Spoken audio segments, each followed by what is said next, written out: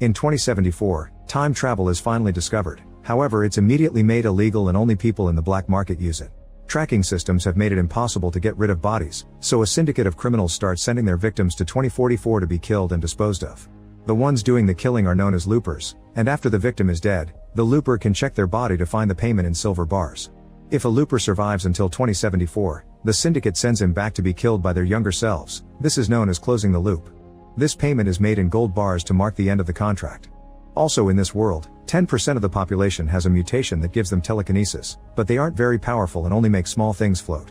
In 2044, Looper Joe waits in farm far from the city, counting the minutes on his pocket watch. Suddenly a person from the future appears and Joel immediately kills him. Then he takes his silver and carries the body to an abandoned factory, where the body's burned down. Afterward, he goes to the Looper headquarters and uses the silver to pay for more ammo.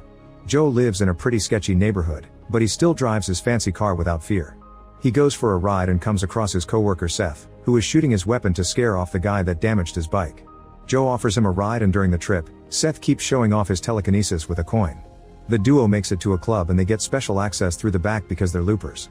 Joe visits his crush Susie, who is in the naughty business. In a secret room, a bunch of loopers gather to watch a coworker who recently killed his version from the future. The man doesn't look bothered and announces they must celebrate. The loopers spend the night partying and using illegal uppers in the form of eye drops.